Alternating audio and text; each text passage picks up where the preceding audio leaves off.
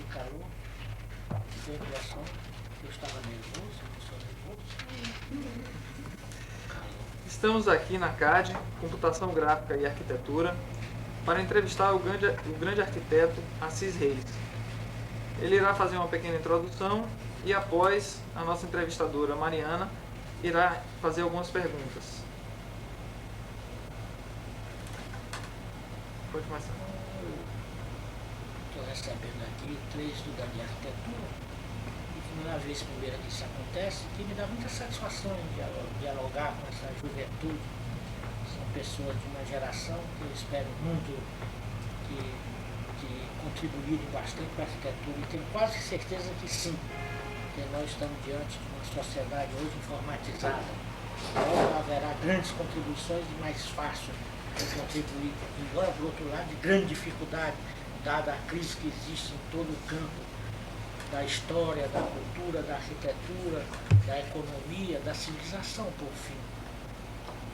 Então o apresentador disse que estava aqui diante do grande arquiteto. Eu não sei se sou grande, eu tenho só 1,66 m de altura. Mas vou me conformar porque Napoleão disse que a medida do homem tem dado é o sistema métrico, é a história. Então vamos lá, eu estou disposto a responder o que interessar a vocês. Acredito que vocês estão aqui por recomendação de alguém e naturalmente será, sem dúvida nenhuma, sobre o tema arquitetura. E eu ainda tenho muita disposição e saúde para responder sobre esse problema. Quem vai iniciar a primeira entrevista? A primeira pergunta da entrevista, claro. Pode começar, Matheus. Pode começar. Pode começar? Assis, qual o ponto de partida para a elaboração de um projeto? Olha, antes de mais nada, eu quero agradecer você me chamar de Assis, eu fiquei encantado. Agora, o primeiro ponto de partida do arquiteto é tomar realmente conhecimento do interesse do cliente, saber qual é a função que traz ele para ser resolvido o problema. Seguindo depois, naturalmente, a localização do ambiente, a documentação necessária do entorno deste terreno e, a partir daí, fazer uma iniciação que vai envolver outras condicionantes que terá de ser informado o arquiteto. Por exemplo, através de uma pretensão da função e, além do mais, a capacidade para realizá-la através da sua construção. E depois de ultrapassar esses informes iniciais, que são processuais, sem dúvida nenhuma, o arquiteto, com base nesse nível de informações, ele deverá partir para as análises iniciais e de maneira que ele ultrapasse essas menores pressões da fase inicial, como seja a área do terreno, o pré-dimensionamento, a trajetória solar, a direção dos ventos dominantes, os recursos segundo o código de obra. Depois de examinar tudo isso, ele poderá, então, através da investigação, ele poderá eliminar essas pressões que agem quase que eludindo a primeira criatividade que pode ter o trabalho. Então, o trabalho livre dessas pressões, ele fica mais com liberdade de entrar com toda a criatividade para o problema, desde quando essa criatividade esteja subordinada àquilo que o cliente pediu.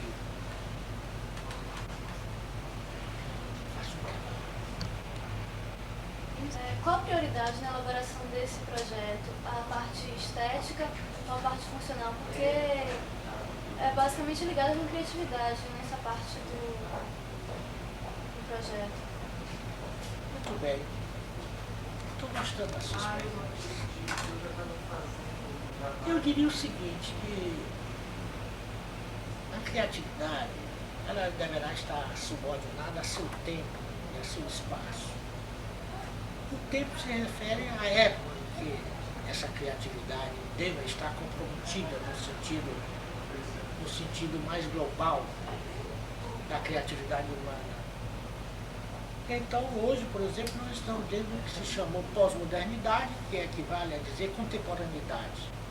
Então, nós hoje temos uma contemporaneidade. E essa contemporaneidade que se diz é atribuir, juntamente com aquilo que é sagrado, que são as imortalidades, é contribuir com o novo código, as novas funções, de certo modo, a moda. Então, esse é um elemento que deve guiar o arquiteto, sem esquecer primordialmente os elementos que são permanentes.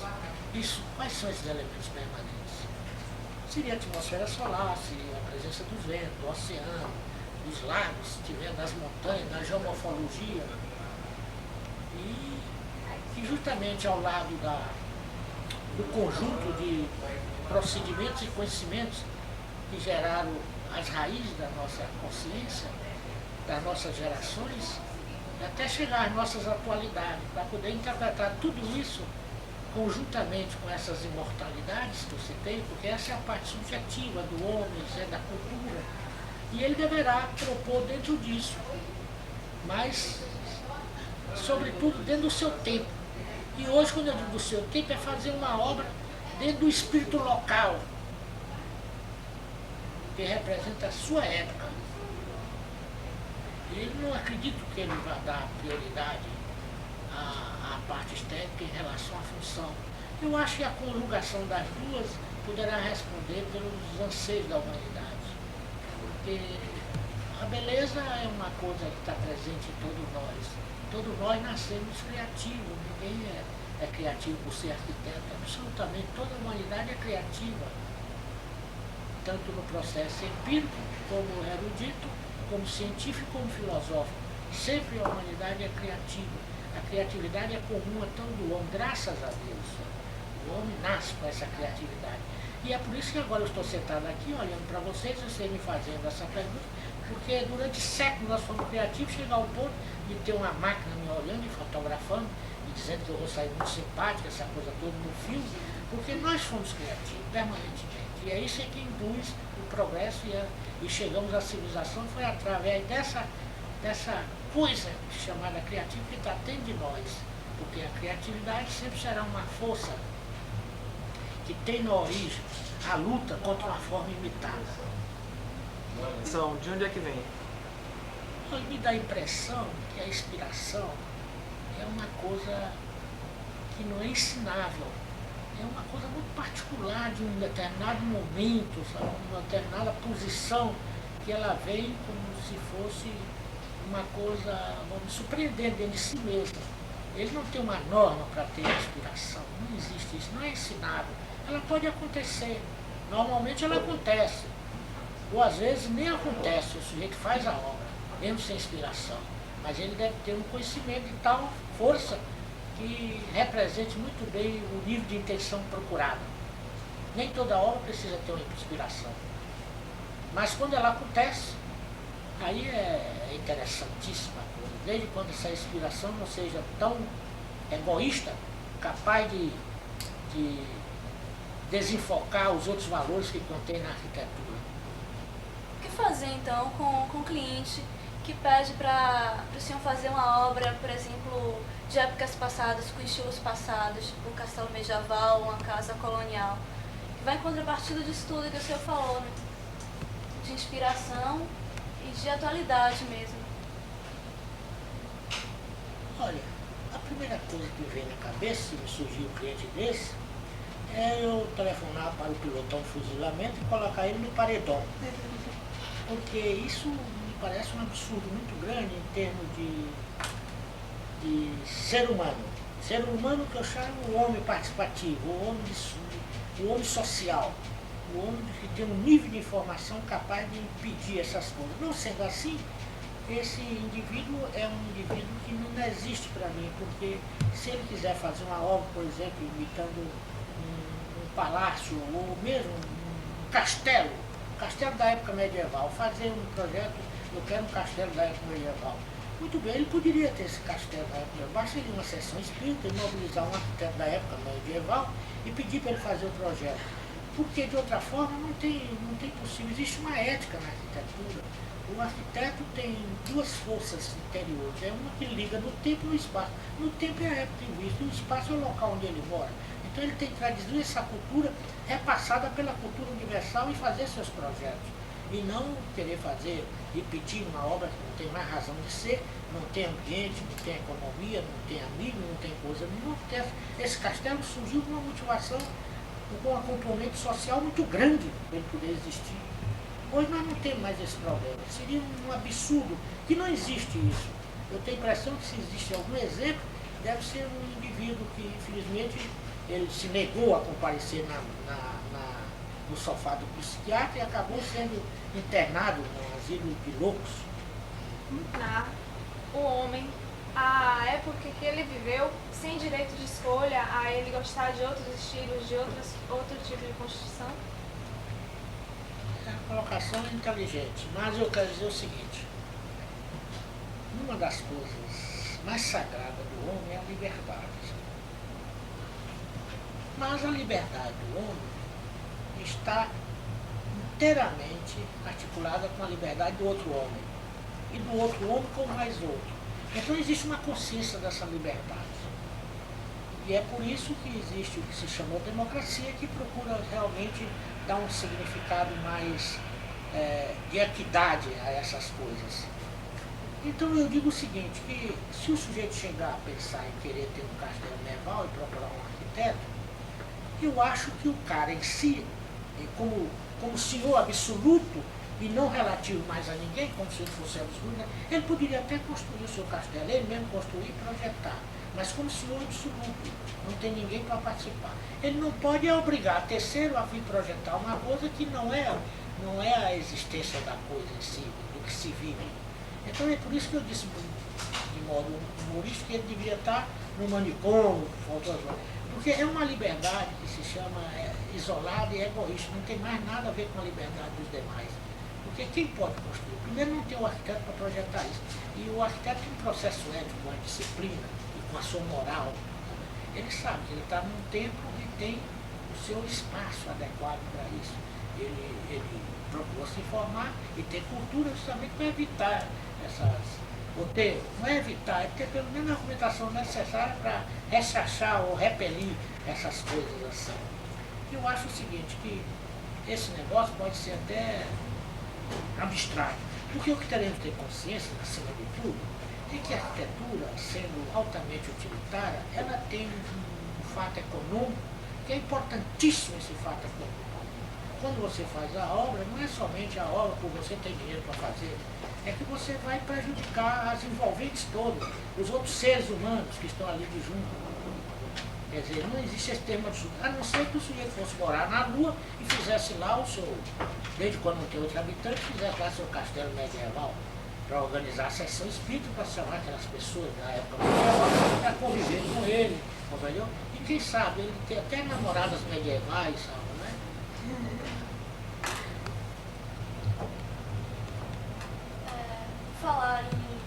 Falando de economia, o senhor poderia fazer uma comparação entre planejamento de custo antes do plano real e após?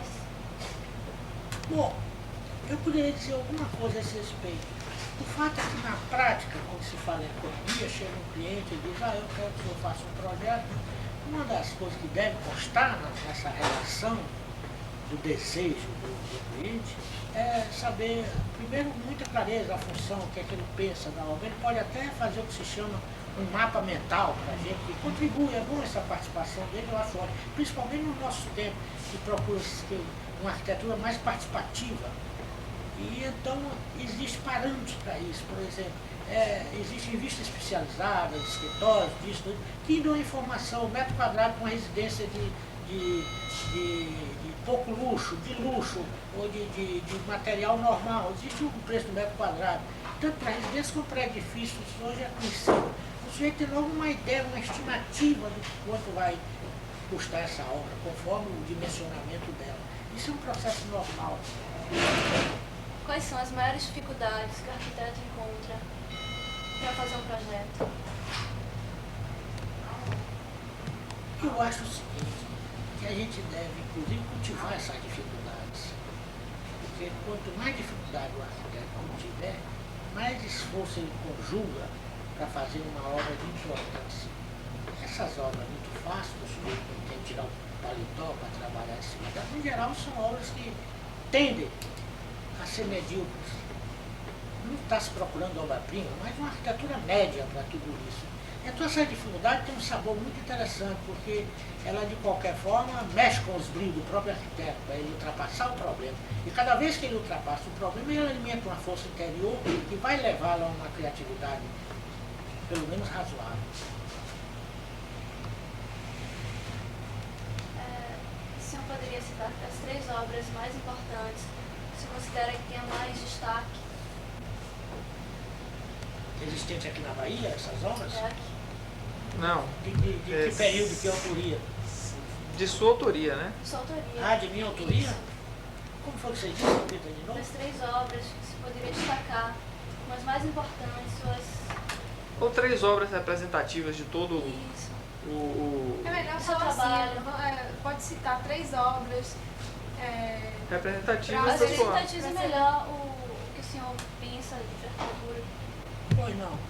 Eu gostei porque você citou, limitou as obras mais representativas. Em geral, o arquiteto, se não viesse essa pergunta, ele procurava escolher a única coisa que ele fez de valor e fazer esquecer as outras que têm expressão. Mas eu, no caso, já estou poupado de ser limitado a 3 obras. E eu vou começar, acho que eu devo citar obras em categoria diferenciada. Minha habitação unifamiliar, que é a casa, é um problema menos complexo para a arquitetura. É um problema que você pode trabalhar com muita força sobre o assunto, porque ela não traz um nível de complexidade tão grande que impeça ou que desnorteia a criatividade. Então eu citaria uma da residência que eu recomendo, que acho que foi a melhor obra urbana que eu fiz, né? Que é a casa do José Borba Pereira Lapo, que fica ali em Brotas, na rua Valdemar Falcão.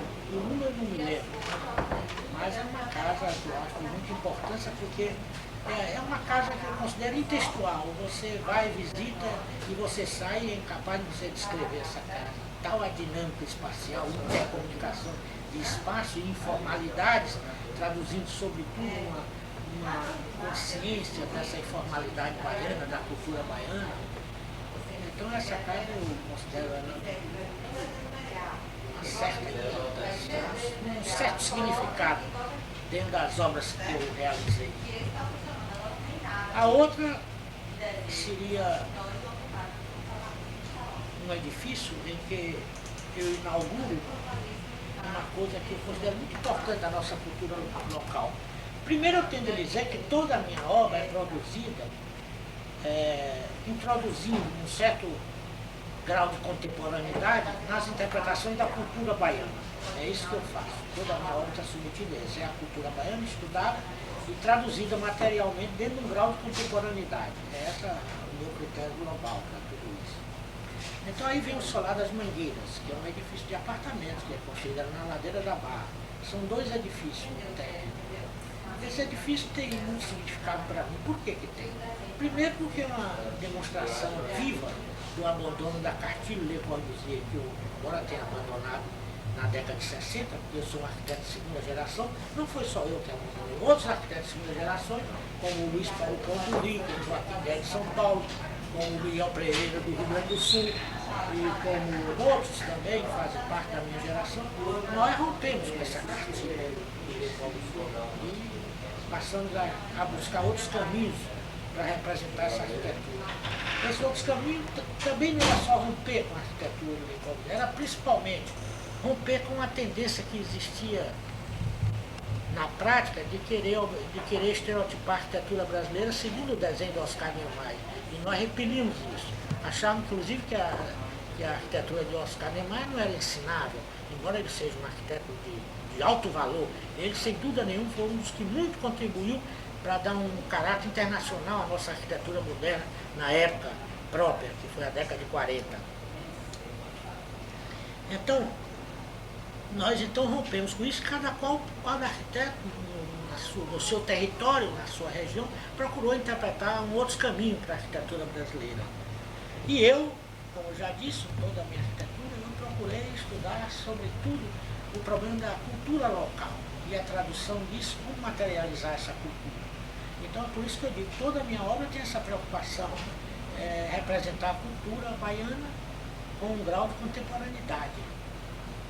E chamou-se isso inicialmente de regionalismo, mas hoje não pode nem ser chamado mais de regionalismo, porque Salvador já é uma capital com 2,5 milhões de habitantes. Então, esse já não é região. A região é até um certo limite. Daí ela já passa a ser universal. Ela passa a participar das metrópoles universais. Então deixa de ser região, porque ela entra no contexto da arquitetura universal. E neste edifício eu dou um depoimento do abandono completo da cartilha de Corbusier, como também procuro valorizar a nossa cultura. Como assim? Primeiro, eu procurei, sendo o habitar em altura, que era um edifício de apartamento, e anteriormente, aqui na Bahia, nós vivíamos em sobrados, principalmente o sobradinho anônimo do século XVIII, em que era um conjugado dorso com dorso. E esse sobrado, dos quadros mais importantes, apesar de que historicamente pode até não ser o mais importante, há historiadores que contestam isso, mas é um quadro que tem muita repercussão, muita divulgação no Pelourinho. E no Pelourinho você vê que o sobradinho, cada um tem uma cor, isso era até se identificava o proprietário com essa cor. E no meu caso, eu estava interpretando um edifício à altura, eu resolvi botar uma cor em cada andar, para dar também o significado de reconhecer o proprietário na cor tal, na cor mostarda, na cor azul, ele mora na cor azul e tem lá o solar da mangueira. Tá? Então, em outras palavras, o que eu procurei foi homenagear a cultura urbana da cidade de Salvador. Era uma homenagem que eu fazia a essa cultura urbana. Outra coisa que eu consegui imaginar nesta obra é que um dos quadros que mais representa a imagem ambiental da cidade de Salvador é quando ela é vista pela Baía de Todos os Santos. E então você vê aquela grande falha geológica, onde tem lá em cima 60 metros de altura em relação ao mar, todo o casario histórico contradito na altura pelas igrejas que têm as naves muito mais altas. Então isso dá um ritmo e dá uma beleza muito grande. Esse frontispício da cidade de Salvador, quem vê do Golfo ou da Baía de Todos os Santos.